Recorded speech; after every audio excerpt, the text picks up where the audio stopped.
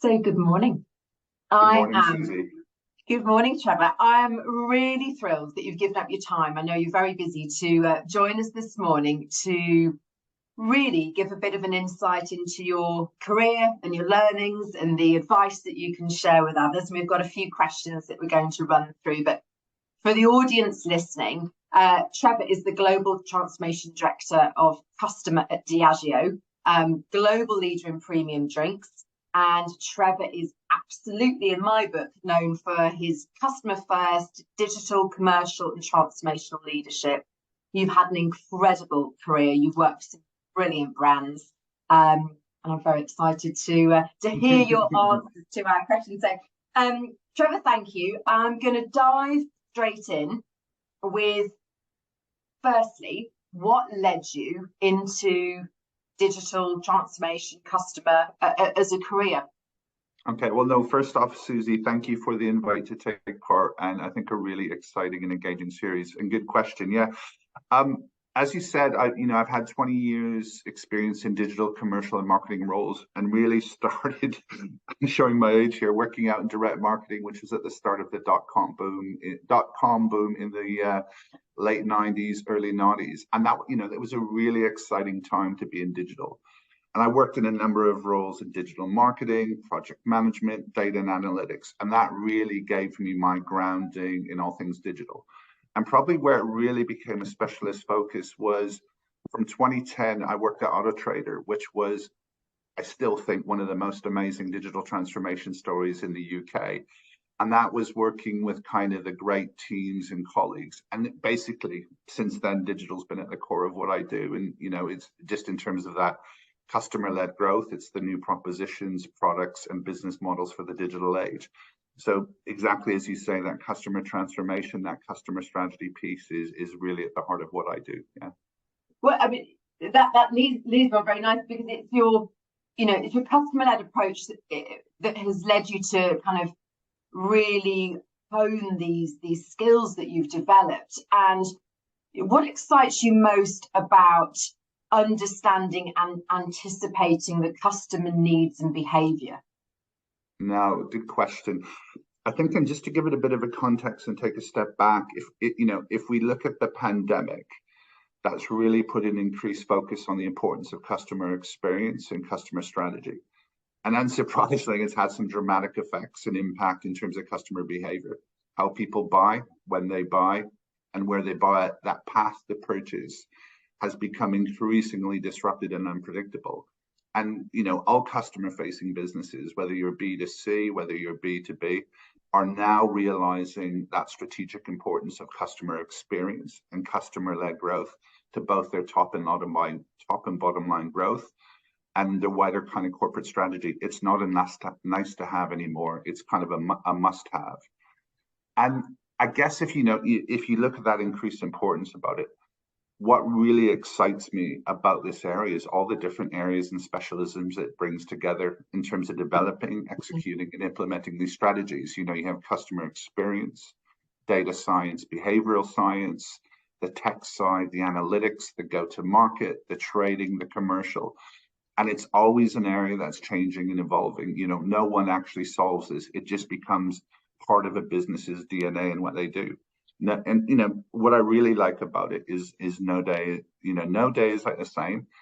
And really working with all those areas I've just mentioned. A phrase I always use with my teams is customer-led transformation is very much a team sport. And so it's the sum of those parts of all those areas working together. So it's just that ongoing challenge, that puzzle to solve, and working with great teams and great people. That's what I really love about the area and what I do.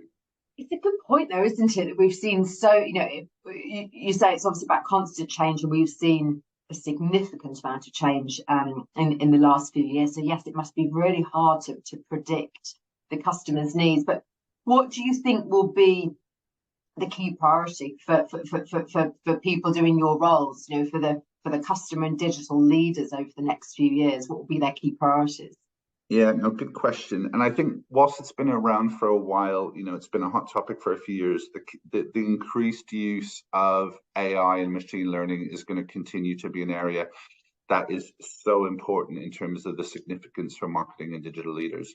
You know, the ability for an organization to leverage their data, but then also connect it to their customers for use across all their customer experience, their sales and marketing activity, again, is a must-have rather than a nice-to-have in today's competitive environment.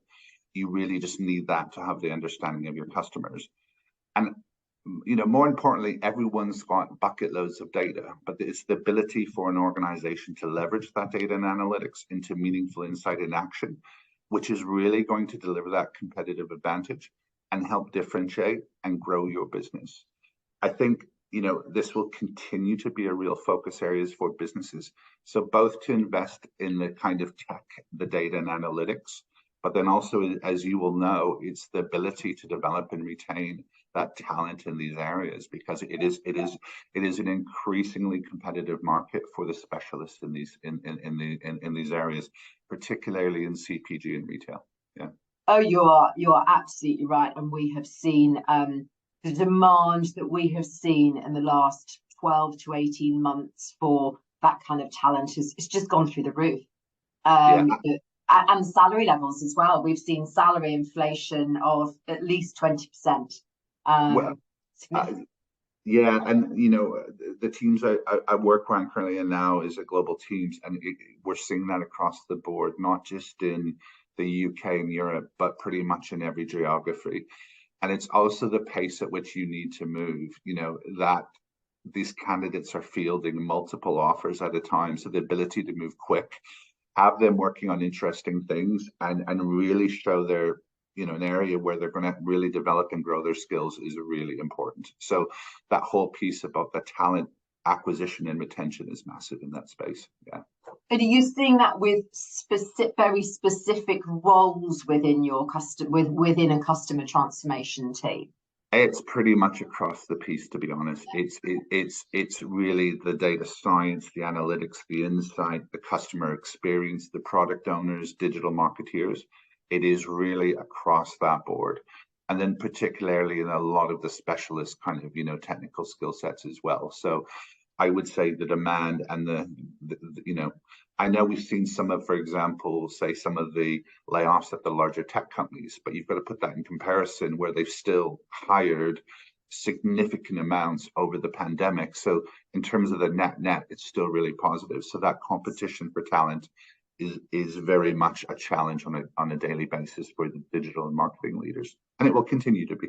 Yeah. Yes, I would imagine it will continue like that for at least 3 to 5 years. You know, from what we're seeing from the data we're recording and the volume of roles, and we're already seeing certain sectors starting to be priced out of the market in terms of attracting this talent. You know, I spoke at an event recently, and you know, already we're seeing a massive disparity between the salaries paid in retail, for example, versus consumer product goods or financial services, and that gap is widening.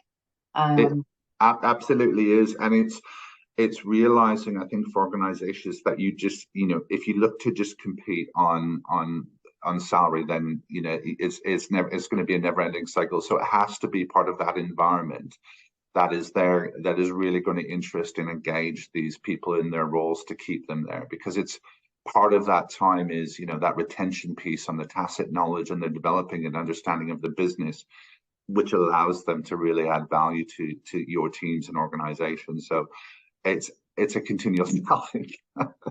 Well, on a positive note, it keeps you and I busy. It does, yes. It's a good problem to have, absolutely. Exactly. I'm not complaining. Yeah. So thinking of all the amazing roles that you've done, and you might find it's hard to pick one, but what's been one of your most memorable leadership experiences? You're a fabulous manager, leader of people. It's a skill that comes naturally to you. Are you able to share one of your most memorable experiences? Yeah, I know we've chatted about this previously, and I've been really fortunate to work with some fantastic brands and some fantastic teams. But I have to say, the role I'm currently doing at Diageo now has been amazing. You know, we've had the opportunity to lead a really amazing, high-performing teams across the globe. and it's really one of the industry leading CPG customer transformations. You know, we've had amazing fun. And what's also great is we delivered some fantastic results. You know, last fiscal, we saw record growth in terms of net sales and operating profit. And, you know, I can't tell a lie. I love the products. You know, my favorite being a G&T Tank 10. And no, but it's just a really fun, exciting brand and a great organization to work. It's so that, it's obviously the most recent, but it really stands out, you know, so really, really positive experience. Yeah. It is a business that has a reputation for having the most incredible culture. I mean, the products to one side, which are, you know, globally highly regarded, but has a very, very good reputation in terms of culture and investing in its people. And it clearly is, looking at how happy you are. So that is good. So career advice. I like this question because I sometimes have to think quite a long way back. But is there a piece of career advice that you were, you know, given during your time that has stayed with you that would help others as they're starting out in their careers? Ooh, yeah, good question. And probably, I guess, a couple pieces would stand out. I guess the first is, you know, don't be afraid to venture outside your comfort zone and being really open to opportunity. You know, as I said, I started off working in direct marketing, and they said, "Do you want to start working on some of this digital stuff?" And it's been awesome. You know, at the time, I was like, "What is that?" So, you know, really be open to opportunity. I think the other thing is I always stress to my teams is, you know, you also have to take responsibility for your development. No one's going to own your career path or your career growth but yourself. So no one's going to do it for you. I think the other thing I would say, which I found invaluable, which is get a mentor. I've had some fantastic mentors in my career, and it's been, you know, really helpful in getting advice, guidance in certain areas. But at the same time, just looking to discuss those wider challenges and career ambitions. I still have a mentor today, and you know, I'm a mentor or mentee to a few people, and I always try, and wherever I work, to try and, at least if there's not a formal program around mentorship or that, is to do it for my team, because I think for my teams and usually my leadership teams, because I think it's a, you know, a fantastic opportunity, not only in the professional life, but sometimes in other aspects as well. So those are probably the two pieces, which is, you know, be open to opportunity, own your career, and also get a mentor if you can. That's great advice. The one I'm going to pick up on is getting a mentor, because I'm with you all the way on that. I would add to that if people haven't had the opportunity to do executive coaching or to be the recipient or engage with executive coaching, it's invaluable.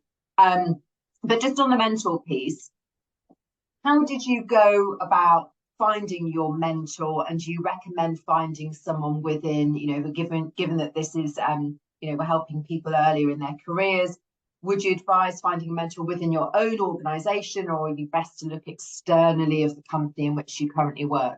No, really good. And just to add a bill, I think whatever your level you're at, the executive coaching is super important, because, you know, the challenges and pressures these days in leadership positions are massive, and having that sounding board is really valuable.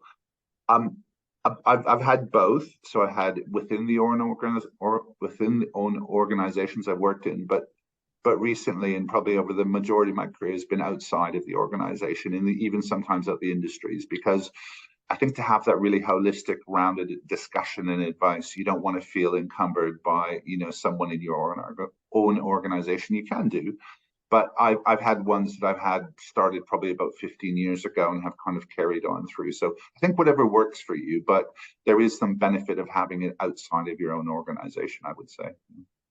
Excellent. Thank you. Trevor, thank you ever so much. And I think finally, in terms of your plan in the years to come, I mean, you've done some incredible roles going in to help some of the biggest brands globally in terms of their customer transformation. What are your plans for the next few years? No, really good. Well, I love what I do. You know, to be honest, I really love what I do. So for the next, you know, 5 to 10 years, it's continue with that. And I'm currently looking probably finish up Diageo sometime in the spring, summer. And whilst, one of those things, ideally looking to form a longer summer holiday, I guess I've already been exploring some exciting potential opportunities while continuing to advise some longer term clients. And also I work with some very exciting scale up and startups. So, kind of very much focused on Diageo, but kind of longer term, it's kind of more of the same. I just feel really privileged and lucky to work with the people and the brands and the teams I do. So, and I love what I do. So yeah, hopefully more of the same. Touch wood. Trevor, you're an absolute star. I think you will continue to be just as busy as you currently are. I have no doubt. Thank you very, very much for answering the questions and joining me this morning. I'm very, very grateful to you. And I have no doubt that our listeners will enjoy listening to your answers. Thank you very much. Thank you, Suzie. I really enjoyed it. Pleasure.